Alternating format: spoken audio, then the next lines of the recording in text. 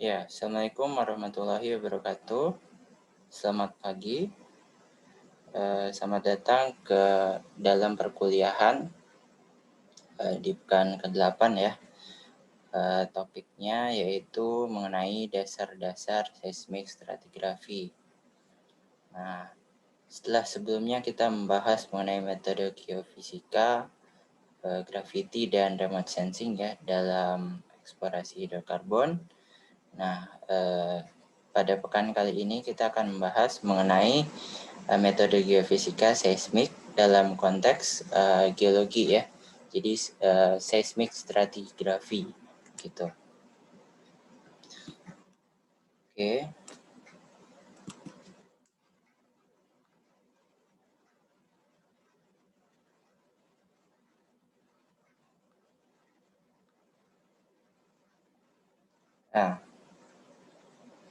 Nah, ini dalam seismik, ketika kita dihadapkan dengan data seismik,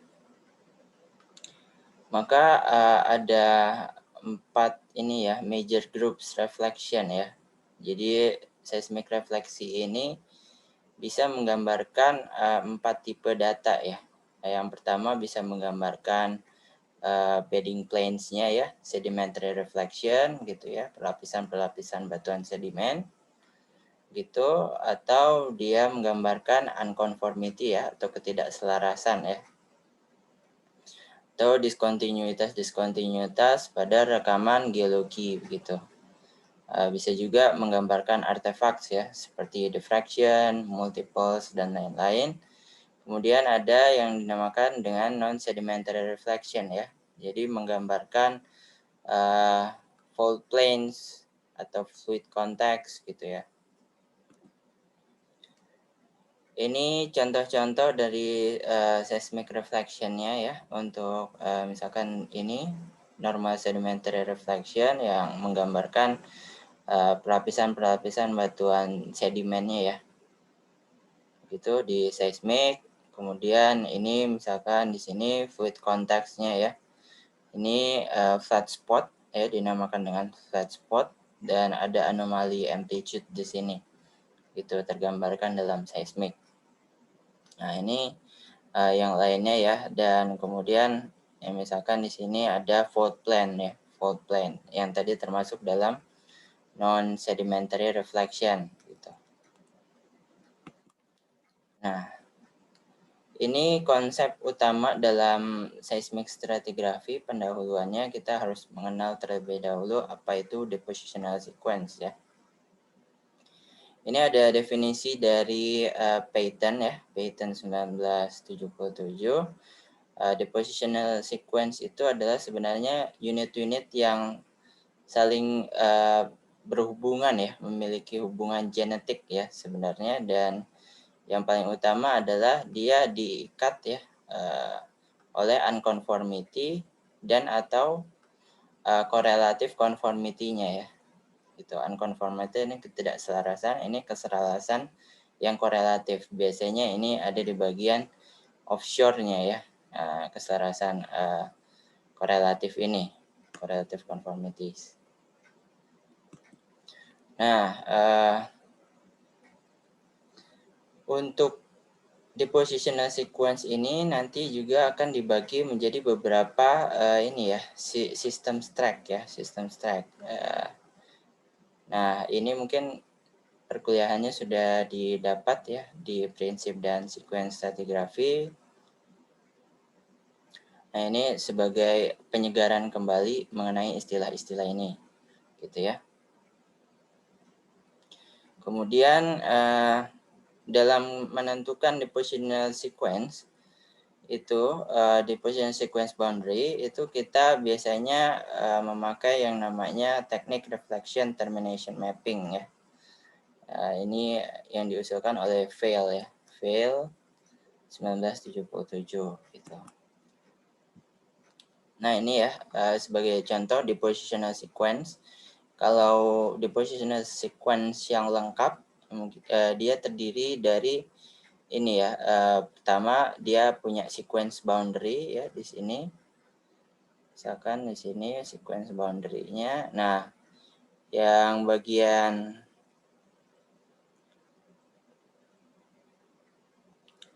bagian sini adalah correlative conformity-nya.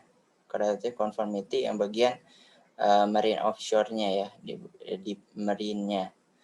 Nah, ini sequence boundary-nya begitu. Kemudian dalam satu depositional sequence yang lengkap biasanya terdiri dari FSST atau Falling Stage System Track. Kemudian ada komponen LST, Low Stand System Track, TST ya, TST atau Transgressive System Track, dan kemudian HST ya, HST. Nah, ditutup oleh ini ya, sequence boundary lagi di atasnya begitu. Nah, ini salah satu contohnya ya di seismic reflection menggambarkan seismic unconformity-nya gitu ya. Ini yang warna kuning ini yang saya tandai.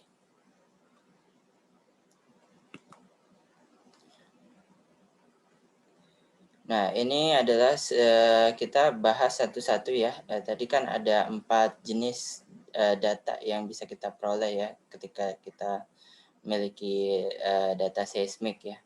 Yang pertama, dia akan menggambarkan sedimentary reflection ya. Sedimentary reflection ini akan menggambarkan bagaimana kondisi pengendapan ya, kondisi pengendapan dari unit-unit batuan tersebut begitu. Nah, seismic reflection sendiri cenderung untuk ini ya, secara lateral dia akan memiliki beberapa depositional environment ya dalam satu seismic reflection gitu, biasanya begitu. Sehingga kalau dia punya beberapa lingkungan pengendapan dalam satu seismic reflection, dia juga akan artinya memiliki beberapa lithofacious unit ya, sangat beragam sekali gitu. Nah, ini geological konteksnya ya, kalau kita berbicara seismic reflection, kita mengenal yang namanya shelf ya, shallow marine shelf. Kemudian di sini ada shelf break atau bisa juga disebut dengan shelf edge. Kemudian ada yang dinamakan continental slope ya, di sini continental slope. Kemudian di sini biasanya ada basin floor ya, yang ketika dia sudah mulai datar lagi gitu di arah offshore-nya. Ini beberapa istilah zonasi ya, zonasi transitional dan marine environment ya, tergantung dari depth-nya yang kita tahu. Neritik, kemudian batial dan abyssal ya. Nah, ini tadi kita sudah lihat ini continental shelf ya, kemudian ini continental slope-nya ya. Berarti di sini bagian sini adalah shelf break-nya, shelf break atau shelf edge-nya. Nah, bisa dihubungkan dengan depth-nya ya. Berarti kita tahu continental shelf ini depth-nya dari sekian sampai sekian biasanya gitu, in general. Gitu, continental slope gitu juga, dan kemudian basin floor-nya atau abyssal gitu ya.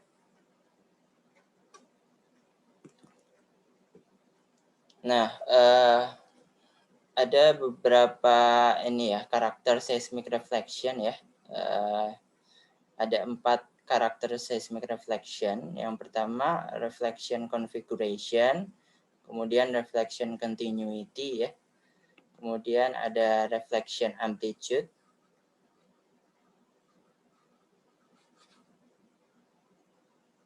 Oke, kemudian kita lanjutkan. Nah, ini adalah reflection frequency ya. Nah, ini mengenai karakter dari seismic reflection-nya sendiri. Kalau reflection configuration, dia bicara mengenai geometri biasanya, geometri dari pelapisannya gitu ya. Nanti kita akan bahas lebih detail mengenai reflection configuration ini ya. Karena nanti akan geometri bedding pattern ini akan menggambarkan ini ya, menggambarkan proses-proses pengendapannya bagaimana gitu ya. terus paleotopografinya, dan mungkin juga dia berhubungan dengan fluid context juga ya. Nah, kalau untuk reflection continuity ini berhubungan dengan kontinuitas dari layernya ya, kontinuitas dari layernya. Tentunya kalau kita bicara continuity berarti dia berhubungan dengan sedimentary prosesnya juga ya, sedimentary process dan juga environment of deposition atau lingkungan pengendapannya.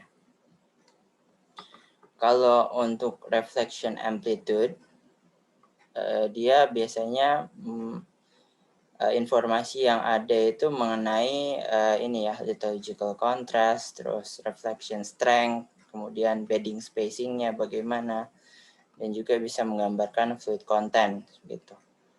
Nah, kalau frekuensi lebih ke arah bed thickness biasanya, bed thickness gitu. Tapi juga bisa menggambarkan fluid contents-nya juga ya. Nah, ini contoh-contohnya ya. Tadi kan ada mengenai continuity, frekuensi, sama amplitude ya. Jadi ini seismic facies units ya, yang menggambarkan perbedaan-perbedaan mengenai reflection continuity-nya, kemudian frekuensi dan amplitude-nya ya. Ini masing-masing digambarkan begini. Nah, continuous berarti seismic reflection-nya relatif dia bersambung terus ya. Beda dengan yang di D ini ya, discontinuous ya. Dia seperti dash saja, jadi ada putus gitu, putus gitu. Beda dengan yang ini sangat menerus gitu ya, continuous gitu. Nah, kalau frekuensi ini berbicara biasanya kalau high frequency artinya perlapisannya atau seismic reflection-nya lebih padat begitu. Bisa dibandingkan ya, high frequency dengan low frequency di sini. Nah, seismic reflektornya di sini lebih padat ya daripada yang di low frequency begitu. Kalau amplitude dia berbicara mengenai weak or strong reflektornya gitu ya. Nah, ini kalau high amplitude dia semakin banyak ya reflektor yang kuatnya begitu ya.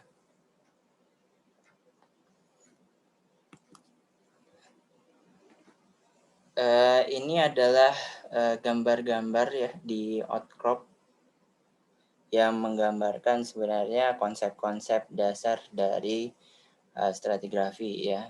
Misalkan dari prinsip Steno gitu ya, prinsip Steno mengenai sedimentary rock layers ya, bahwa yang terendapkan terlebih dahulu gitu ya, yang bagian bawah, kemudian endapan selanjutnya diendapkan di atas bagian yang lebih tua begitu ya. Nah, ini contoh dari marine deposits begitu, hukum Steno. Nah, ini contoh dari sebenarnya ini ya, termasuk dari adanya unconformity begitu ya. Unconformity ya, contohnya ini antara unit yang ini, yang di bawah basementnya, kemudian dengan yang di atasnya begitu ya. Ini kita lihat ada unconformity di sini yang jenisnya kalau kita lihat berarti tilted ya, berarti angular unconformity begitu di sini. Nah, ini outcropnya juga yang menggambarkan carbonate layers ya. Carbonate layers ini thinly bedded ya. Jadi tipis-tipis begitu lapisannya. Nah, kemudian ada diendapkan di atasnya yang sangat masif dan relatif lebih tebal gitu ya, carbonate layers. Nah, ini kan turbidite. Nah, ini kemudian ada masif carbonate deposit ya di sini, masif carbonate deposit. Ini menggambarkan ini ya regressive sequence ya, regressive sequence. Artinya ini berarti dia lebih ke arah ini ya, karena adanya slope progression gitu ya. Nah, jadi ada regressive sequence di sini. Ini lebih dalam gitu ya, karena dia endapan turbidate. Kemudian ini fasies yang lebih dangkalnya ya, gitu. Dan dia biasanya masif gitu ya. Dia terendapkan ini ya, terendapkan high energy river limestone di sini. Nah, ini contoh-contohnya juga adanya cyclicity ya, cyclicity pada sedimentary deposit ya kalau di outcrop. Kalau kita lihat memang adanya contohnya ini di cycle kedua ini ada thinning upwards ya.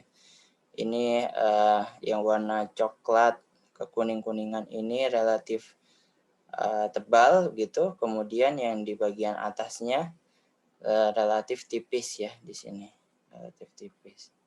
Nah ini juga ya cycle-cyclenya ini. Ini yang bagian bawah tebal, kemudian ada lapisan tipis. Ini ya overlay atau mengendap di atasnya gitu. Nah ini cyclicity juga di outcrop yang lainnya. Nah yang ini yang menarik ya. Tiap cycle kita bisa lihat ada ciri-cirinya ya, bahwa tiap cycle ini dicirikan dengan dibatasi atau dicirikan oleh yang namanya grayish shell drape ya, grayish shell drape di sini. Nah, memang untuk carbonate sequence biasanya dia ini ya mengalami yang namanya coarsening upward, kemudian dia akan ada coarsening dan thickening upward begitu ya, dan dia akan di overlay dengan ini ya unit transgresi gitu, transgressive system track biasanya gitu, yang dicirikan dengan shell drape begitu.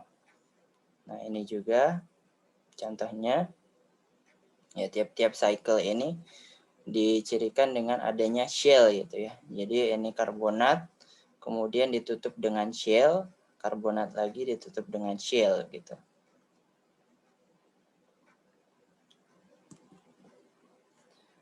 Nah, yang tidak kalah pentingnya ya, tadi kita bicara mengenai bedding gitu ya. Nah, seismic reflection juga kita bisa melihat atau menginterpretasikan adanya unconformity ya. Unconformity itu sendiri merupakan bidang permukaan erosi ya, bidang erosi atau dia non deposisi ya. Ini antara erosi atau non deposisi begitu. Yang biasanya ada time gap ya, time gap antara layer di atas dan di bawah unconformity ya, ini sendiri gitu. Nah, untuk unconformity sendiri bisa dilihat ya di lapangan gitu ya, di outcrop gitu. Important breaks-nya kemungkinan bisa dilihat ya, tergantung jenis unconformity-nya tentu. Bisa menggunakan fosil untuk melihat adanya time gap gitu ya, atau juga untuk data seismik kita bisa juga menginterpretasi adanya unconformities ini. Nah, untuk di data seismik kita biasanya menentukan dari terminasi dari perlapisan-perlapisannya gitu ya. Nah, unconformity ini tadi ya disebutnya sequence boundary gitu ya. Nah, untuk unconformity ini sendiri dia akan menghasilkan refleksi ya, menghasilkan refleksi, bidang refleksi yang dimana dia akan memisahkan pelapisan-pelapisan yang berbeda rock physical properties-nya begitu. Yang tentunya berarti berbeda acoustic impedance karakteristiknya gitu. Nah, untuk unconformities ya, konsepnya dia akan menerus ya ke arah offshore-nya dan dia akan berkorelasi dengan conformable contact ya, conformable contact atau yang kita disebut dengan correlative conformity ya di bagian offshore. Ini salah satu contoh ya di outcropnya ya di gambar kiri ini.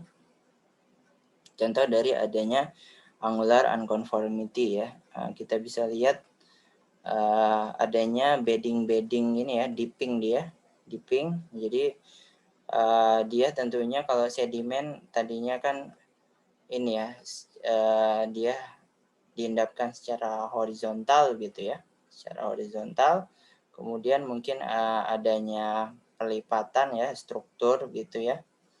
Nah, mengalami ini ya, deformasi gitu. Nah, kemudian baru setelah mengalami deformasi, dia terendapkan fasies yang di atasnya gitu.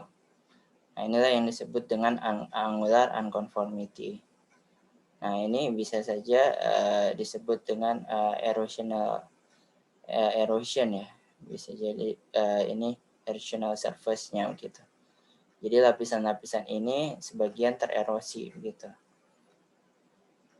Nah, ini contohnya di seismic reflection-nya ya. Kalau kita lihat untuk unconformity ini yang warna biru ya. Nah, ini itu bidang unconformity-nya. Nah, ini reflection termination ya. Reflection termination merupakan tools ya untuk mempermudah kita nanti untuk melihat adanya unconformity, kemudian stacking pattern ya yang ada pada seismic reflection kita. Gitu. Yang pertama adalah erosional truncation, di mana ini ya biasanya sedimen-sedimen yang lebih tua akan tererosi atau dia bisa juga karena tektonik ya tadi ya contohnya ini. Nah, kalau kita lihat di gambarnya ini erosional truncation ada lapisan sedimen ini, kemudian adanya tilting ya, sedikit tilting, kemudian tererosi. Nah, ini ya, makanya dia tidak menerus ya sedimennya, nah, karena ada erosi begitu. Nah, ini ada yang disebut dengan erosional truncation, atau memang bisa juga tadi ya karena tektonik. Kemudian yang selanjutnya ya, reflection termination yang selanjutnya adalah top lap ya. Top lap ini berbeda ya dengan erosion ini, erosional truncation. Dia biasanya berhubungan dengan progradasi shelf age ya, progradasi shelf age. Gitu. Nah, ini biasanya menggambarkan foreset ya. Nanti kita akan diskusikan lebih dalam apa itu foreset ya. Nah, ini top lap ya, dia top lap. Jadi dia akan terminasi seismic reflection-nya dia akan berhenti di upper boundary-nya, di upper boundary sini. Nah, ini contoh dari concordance ya, di mana interface-nya itu sama ya dengan refleksi-refleksi yang di atas maupun di bawahnya gitu. Nah, ini kalau ini di upper boundary hubungan concordance-nya begini. Ini ada unconformity ya misalkan. Nah, ini begini concordance-nya, kemudian ini lower boundary ya. Di lower boundary. Nah, ini concordance Koordinatnya di sini. Hubungannya dengan lower boundary-nya. Nah, kemudian ada yang dinamakan dengan onlap ya, onlap. Nah, ini akan sering ditemukan di seismic ini analisis biasanya onlap, toplap, downlap gitu ya. Ini sebenarnya adalah onlap itu adalah reflection termination pada surface yang dia dipnya lebih besar daripada si ininya ya, reflection seismic reflectionnya ya. Jadi ini ya, surface yang dimaksud ini dia memiliki dip yang lebih besar daripada si seismic reflectionnya.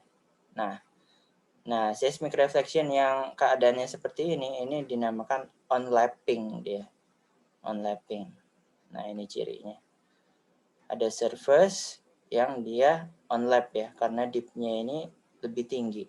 Beda dengan downlapping. Kalau downlapping, dia justru dip dari surface-nya itu lebih rendah daripada dip seismic reflection-nya. Itulah yang perbedaan antara onlapping dan downlapping ya. Nah, gitu. Nah, ini contoh-contohnya ya, contoh-contohnya. Yang kiri ini belum diinterpretasi, yang kanan sudah diinterpretasi dengan reflection termination masing-masing. Gitu. Misalkan di sini ada erosional truncation ya. Sangat jelas terlihat ya ini. Ada erosional truncation. Nah, ini hasil pickingnya ya. Ini ada erosional surface-nya gitu ya. Nah, ini termination dari erosional truncation-nya.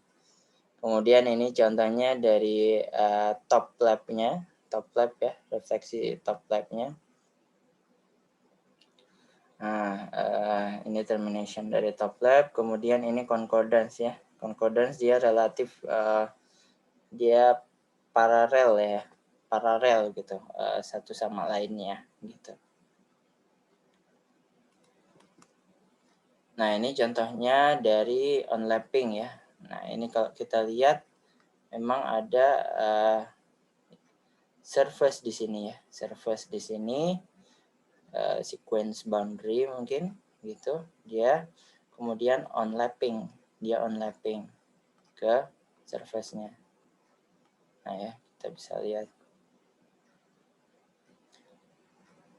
Nah, secara chronostratigraphy tentunya bagian yang terendapkan terlebih dahulu yang di bagian bawahnya dulu ya, karena dia yang harus sedimen gitu, makanya dia bergerak ke arah landward gitu ya. Kalau kita lihat mungkin di sini landwardnya gitu, ini landward. Tentunya sedimennya diendapkan yang ini dulu gitu. Nah, sini. Nah, ini salah satu contoh dari downlapping ya, downlapping, seismic termination downlapping. Kalau kita bisa lihat di sini ya, sekitar sini. Nah, dia downlapping. Ya, lihat ya. Dia downlapping ke surface yang ini. Kalau kita lihat surface-nya memang dipping-nya lebih kecil ya daripada seismic termination-nya ini sendiri. Nah, ini contoh lagi di seismic erosional truncation ya. Mungkin ini adanya anticline di sini ya, anticline ya, anticline kemudian tererosi gitu, baru diendapkan sedimen di atasnya gitu. Nah, ini contohnya ya kalau di outcrop-nya gitu ya, yang dinamakan dengan peneplanization gitu ya, peneplain gitu. Jadi hampir mendatar gitu ya, karena adanya erosi gitu ya. Hampir mirip ya sama dengan seismic reflection. Cuman ini tentunya di tempat yang berbeda ya. Ini cuman mungkin agak analog saja begitu ya. Kalau kita bisa gambarkan di outcrop. Nah, ini salah satu fitur cukup penting juga ya, yang bisa memperlihatkan ini ya, subaerial erosion ya. Subaerial erosion yang biasanya tuh itu berhubungan dengan adanya river valley begitu ya, river valley. Yang itu tipikal dari subaerial erosion itu nanti dia akan membentuk yang namanya incised valley gitu, atau river cut valley. Nah, ini contohnya submarine canyon ya, yang ini ada erosional unconformity di sini. Oke, selanjutnya kita akan membahas tentang non-sedimentary reflection. Nah, ini contohnya adalah fault plane ya. Kita akan melihat ini ya, adanya beberapa bidang sesar ya yang diperlihatkan pada seismic refleksi ini. Misalkan di sini ya, kalau kita lihat adanya diskontinuitas ya, atau adanya displacement gitu ya, displacement ya. Nah, ini ke arah sini juga gitu. Nah, ini fault plane ya, yang bisa diinterpretasi dari seismik ini gitu. Nah, ini juga contohnya bidang-bidang sesarnya ya, fault plane bisa kita tarik ya. Nah, ini mengenai fluid contact ya, fluid contact ya, mereka menamakannya adalah flat spot gitu ya, yang merupakan hasil dari ini ya, changes in pore fill. Biasanya dia berhubungan dengan interface antara gas and water gitu, gas water contact gitu mungkin ya. Nah, ini selanjutnya kita akan ini membahas mengenai ini ya, konteksnya, konteks seismic facies parameter yang tadi ya, kita ada configuration, continuity, amplitude, frequency, kemudian ada juga velocity gitu ya, terus ada external form ya. Nah, ini saya ambil dari Michum ya, Michum et al. Yang tertarik untuk membaca lebih lanjut bisa untuk membaca referensi langsung ya. Ini cukup famous dan sangat umum untuk dibaca ya, referensi dari Michum. Nah, ini berapa ini ya, interpretasi yang bisa kita lakukan gitu ya mengenai amplitude ya. Biasanya high amplitude ini bisa mengindikasikan adanya kontras lithology ya. Misalkan carbonate layers dengan shelly sequence ya, amplitude ya, kalau high amplitude. Kalau misalkan dia low amplitude biasanya kurang lebih sama ya, similar lithology ya, pada both side kedua interface-nya ya. Misalkan sand silty shell gitu ya. Nah, yang tadi kita sudah bahas, frekuensi ini hubungannya dengan bed thickness biasanya. Nah, continuity juga dia bisa memberikan informasi ya mengenai energy level ya dari lingkungan pengendapan sedimennya ya. Kalau misalkan dia high continuity ya, memiliki kemenerusan yang tinggi gitu ya, artinya dia punya lateral extension atau kemenerusan lateral yang mengindikasikan kesamaan sedimentasi ya biasanya gitu.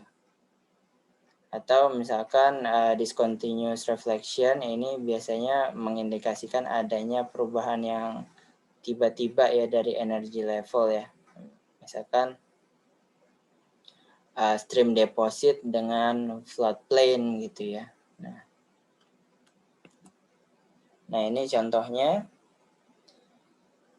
basic dari sedimentology mengenai fluvial system ya, terutama di Mandarin ya. Ada beberapa istilah-istilah khusus ya yang mungkin sudah dibahas banyak di perkuliahan sedimentologi maupun geomorfologi mengenai misalkan point bar deposit ya, meandering, lateral accretion gitu ya. Pertumbuhan dari point bar di meandering seperti apa gitu ya. Yang terutama kalau point bar itu dia mengalami lateral accretion ya. Kalau di meandering dia dippingnya ke arah outer banks-nya gitu. Nah ini contoh dari Oxbow Lakes ya, Oxbow Lakes. Kemudian Talweg-nya, Talweg deepest point ya dari erosional di channelnya gitu ya, the deepest atau the lowest point in the channel gitu. Nah ini reflection geometris ya, reflection geometris ini dari Mitchum juga. Reflection geometris ini terdiri dari 3 ya, ada reflection termination, ada reflection configuration, dan reflection external forms ya. Nah, ini adalah internal reflection geometry configuration. Kita akan bahas satu-satu mengenai internal reflection ini.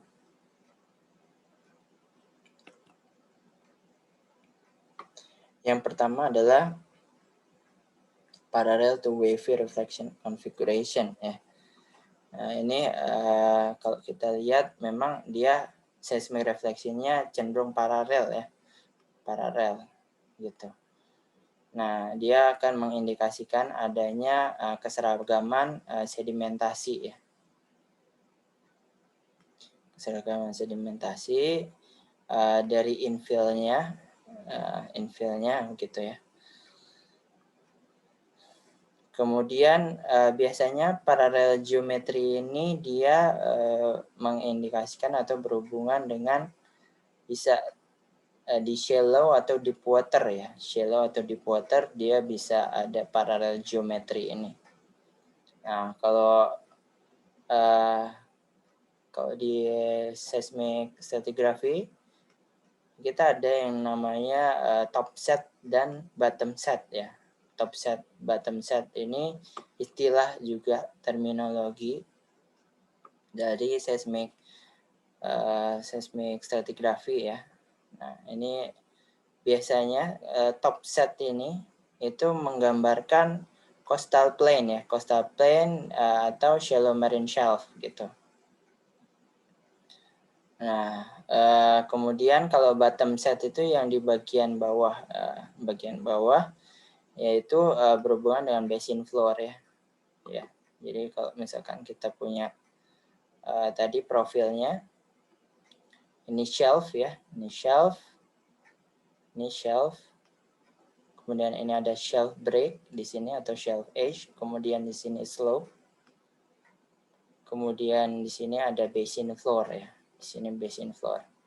Nah, bottom set ini di sini ya, bottom set. Ini bottom set, kemudian bagian shelf atau coastal plain ini kita lebih sering menyebutnya top set ya, top set. Nah, jadi ini top set, ini bottom setnya. Nah, ini seismic facies ya di shelf ya, bisa dia menggambarkan adanya perbedaan dari amplitude ya, amplitude yang nanti berhubungan dengan energinya, amplitude dan continuity-nya gitu. Nah, kalau untuk divergent reflection configuration, dia ini ya, kalau kita highlight di sini. Nah, ini reflection configuration yang menunjukkan adanya variasi ketebalan ya, variasi ketebalan, adanya pinch out ya. Kalau di sini kita lihat dia membaji begitu, membaji tipe sedimennya, di mana adanya distribusi ketebalan yang asimetris gitu ya. Nah ini ya, kalau kita lihat dia menebal ke arah utamanya ke arah sini ya, daripada ke sini gitu. Dia cenderung membaji ke arah sini. Nah inilah yang dinamakan divergent reflection configuration. Ini bisa karena pengaruh sedimentasi ya, rate sedimentation-nya, atau subsidence, atau dari pengaruh dari ini ya, compaction atau burialnya gitu. Nah ini yang tidak kalah pentingnya ya, kalau tadi kita ini ya sudah membahas mengenai top set, kemudian bottom set ya. Nah bagian slope-nya ini dinamakan dengan clinoform atau forceps ya. Nah ini ya, nah istilah-istilah yang biasanya digunakan gitu ya. Nah ini clinoform merupakan sloping depositional surface gitu. Kalau ini kita bisa lihat ya di seismiknya ya, ini adanya progradasi dari clinoform ya, dijadikan dengan clinoform atau clinoform synonymous juga dengan forset ya, bisa digunakan istilah ini. Dia akan menggambarkan standing bodies of water ya, jadi artinya biasanya forset itu menggambarkan bahwa sea levelnya relatif tetap begitu ya, relatif tetap, kemudian sedimentasi tetap berlangsung, sehingga dengan sedimentasi yang tetap berlangsung dan sea levelnya tidak naik atau tidak turun, stabil, maka otomatis sedimen akan terendapkan ke arah basin begitu ya, progradation dia gitu. Nah ini contohnya untuk skala outcropnya ya, kita lihat bisa ada forsetnya gitu ya. Ya ini bagian bawah dari sequence ini dia relatif paralel gitu ya, relatif paralel, sementara di sini kita bisa lihat ada forsetnya ya. Nah ini ya, dia cenderung top lapping gitu ya, kemudian di sini down lapping. Nah untuk mendeskripsikan forset ya, kita ada beberapa jenis bentuk ya untuk forset ya. Dia ada bisa sigmoidal, kemudian oblik ya, oblik ada parallel oblik dan tangential oblik ya. Nanti kita bahas apa perbedaannya gitu ya. Nah, kemudian ada single, Hammocki clinoforms, dan juga ini ya sebenarnya kompleks sigmoidal or oblique ya gitu. Nah untuk top set sendiri dia, kalau ini kan forset ya, kalau untuk top set sendiri biasanya dia akan berkembang lebih banyak ya ketika dia ada rising relative sea level gitu. Top set ini biasanya ini ya mengindikasikan adanya rising atau kenaikan relatif muka air laut ya.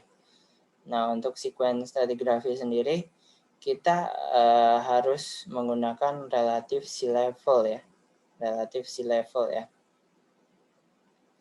Jadi kenaikan relatif dari muka laut gitu.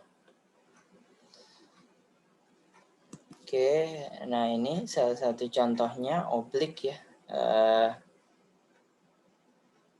adanya progradasi dari forset ya. Nah kalau oblik sendiri di mana top setnya dia biasanya tidak ada gitu, top setnya tidak ada gitu. Walaupun sebenarnya oblik yang dimaksud di sini karena oblik nanti ada dua ya sebenarnya. Kalau kita lihat di sini dia ada paralel oblik, kemudian tangential oblik gitu ya. Nah ini dia top setnya tidak ada ya biasanya tangential oblik maupun di paralel oblik gitu. Nah, dia biasanya mencirikan high energy slope system ya. Jadi ini forset ini mencirikan high energy flow system gitu ya. Nah, ini untuk bottom setnya sendiri ya, dia sedikit sekali berkembang gitu ya, sedikit sekali berkembang. Nah, ini langsung dia ada sequence boundary di sini ya. Nah, ini divergence tadi ya, divergence yang membaji itu.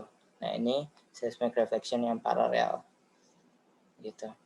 Nah, ini forset-forsetnya dia kalau kita lihat di seismic ini dia bottom setnya ya tidak berkembang gitu. Karena ini yang ini sebenarnya adalah sequence boundary ya, bukan bottom set gitu. Nah, tipe yang dimana dia kurang berkembang bottom set itu dinamakan dengan paralel oblik gitu ya, paralel oblik. Nah ini contohnya ya, contohnya dari paralel oblik. Jadi kalau paralel oblik dia bottom setnya kurang berkembang, bottom setnya kurang berkembang gitu. Ini contohnya. Kalau ini dari GPR ya, ground penetrating radar gitu ya. Adanya prograding forset, and dia tipenya paralel oblik gitu. Nah, itu contoh yang kanannya di skala outcrop-nya ya. Nah, perbedaan dengan tangential oblik. Nah, kalau tangential oblik ini, perbedaan utamanya adalah dia lebih cenderung memiliki atau berkembang bottom setnya ya, bottom setnya ya. Kalau kita lihat di sini ya forsetnya begitu ya. Nah ini dia berkembang bottom setnya ya. Nah ini slope, kemudian ada bottom setnya begitu ya. Nah ini yang dinamakan dengan tangential oblique forset gitu. Nah ini kalau di skala outcropnya gitu. Nah, kalau ini contoh dari sigmoidal forset ya, sigmoidal forset di mana top set dan bottom setnya itu ada gitu ya. Beda dengan tadi ya, oblik ya. Kalau oblik itu top setnya tentunya dia tidak ada atau kurang berkembang gitu biasanya. Kalau sigmoidal dia masih ada top set dan bottom setnya gitu. Nah, ini contohnya di skala outcrop ya. Nah, ini sigmoidalnya. Nah, ini kemudian sigmoidalnya. Gitu. Nah, karena tadi konsepnya kalau kita ketemu top set itu dia berhubungan dengan relatif sea level gitu ya. Kenaikan relatif sea levelnya gitu. Nah, geometrinya juga dia bisa berhubungan dengan suspension ya. Nah, suspension dia akan tentunya artinya dia lebih ini ya cenderung ke low energy slope system gitu. Kalau untuk sigmoidal beda dengan ini dia high energy.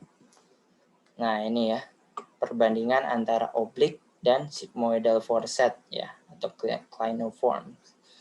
Nah, ini oblique progradation.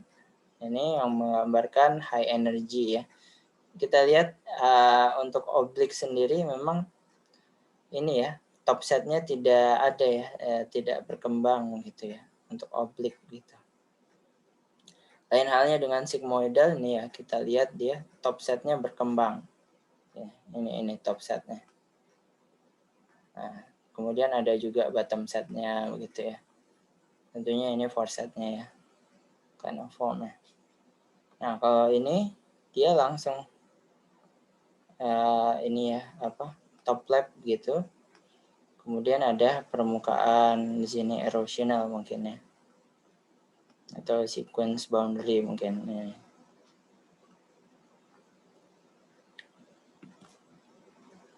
Nah, ini selanjutnya tipe foreset ya, di mana dia punya sudut dipping yang lebih kecil gitu ya. Sudut lebih kecil dia dinamakan dengan shingling gitu, single foresets gitu ya. Nah, ini dia bisa juga ditemukan di top set maupun di bottom set situation gitu ya.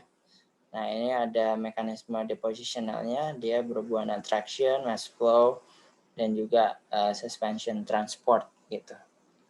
Ini contoh dari seismic reflection ya. Nah, di mana ada low angle deltaic progradation di sini. Nah, sini ya. Deltaic progradation ya. Nah, ini selanjutnya Hammocki reflection configuration.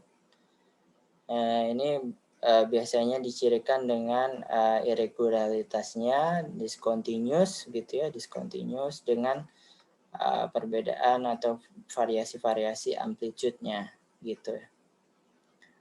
Bisa juga dia ada di top atau foreset position gitu. Nah, ini kok kita lihat ini ya salah satu contoh Hammocki reflection-nya gitu ya. Hammocki reflection-nya yang warna hijau ini ya, Hammocki reflection. Nah, ini kemungkinan berhubungan dengan akresi point bar tadi ya, akresi point bar. Nah, dia mengisi gitu. Cut and fill sedimentation.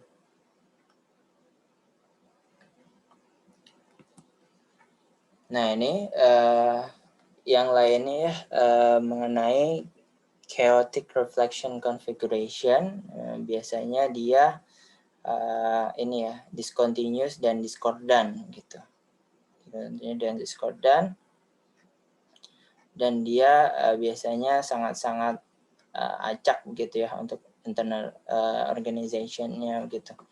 Biasanya dia berhubungan dengan overpressured shells atau dia berhubungan dengan salt ya atau kubah garam gitu.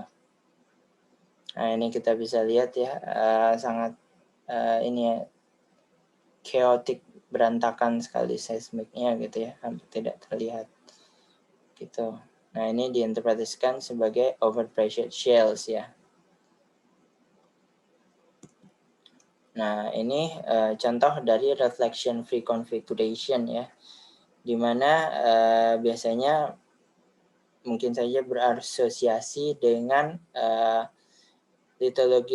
litologi yang ini ya, dengan ketebalan yang cukup tebal dan homogeneous gitu ya, seperti shell yang tebal, limestone gitu, sand atau reef ya, atau terumbu gitu, limestone. Nah, kalau di sini contohnya itu adalah reflection free configuration ya, dari platform karbonat itu, platform karbonat. Tapi tentu saja kalau reflection free ini bisa saja karena pengaruh dari ini ya, automatic gain control ya, automatic gain control ya, yang akan mengakibatkan artificial reflection free zone-nya gitu. Jadi belum tentu juga punya konteks geologi gitu ya. Bisa saja ini ada ini ya pengaruh dari processing-nya gitu ya. Nah, ini dia akan biasanya memperlihatkan acoustic impedance contrast yang lemah gitu atau mungkin tidak ada gitu, dimana dia tidak memiliki reflection ya di internal structure-nya biasanya gitu ya. Nah, setelah kita bahas mengenai internal reflection configuration, ini adalah external reflection configuration geometry ya. Ini ada beberapa bentukan-bentukan eksternalnya ya.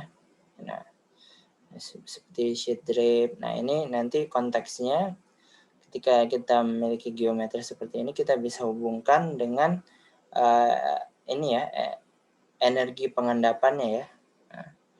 Nah, misalkan sheet drip ini berasosiasi dengan low energy gitu ya, fan complex, dan berasosiasi dengan high energy gitu, dan lain-lainnya. Nah, ini untuk lebih spesifik dengan mount types ya, mount types begitu. Nah, mount types ini bisa mengindikasikan beberapa hal gitu ya. Misalkan dia bisa mengindikasikan fan complex begitu ya, atau dia mengindikasikan carbonate mounts ya, volcanic mount juga bisa begitu ya. Jadi external geometry ini ya, mount, bentuknya mount. Umumnya seperti ini ya. Jadi seperti ada yang timbul atau menonjol begitu bentukannya. Ini salah satu contohnya saja ya. Salah satu contohnya saja setelah kita menentukan ininya ya, reflection termination, kemudian kita bisa mengidentifikasi diffusional sequence-nya ya, diffusional sequence-nya ya dari stacking pattern yang ada gitu. Kemudian setelah kita mengetahui itu, kita juga bisa menginterpretasikan ya di mana ada shell prone atau sand prone ya. Tentunya kombinasi-kombinasi antara shell dan sand ini ya akan menghasilkan stratigraphic trap ya yang telah kita bahas sebelumnya begitu ya. Tentunya kita untuk tipe reservoir kita akan menargetkan yang lebih sand prone ya, sand prone gitu. Oke, mungkin begitu saja perkuliahan kali ini. Terima kasih sebelumnya telah menyimak. Oke, semoga bermanfaat ya. Saya tutup. Wassalamualaikum warahmatullahi wabarakatuh.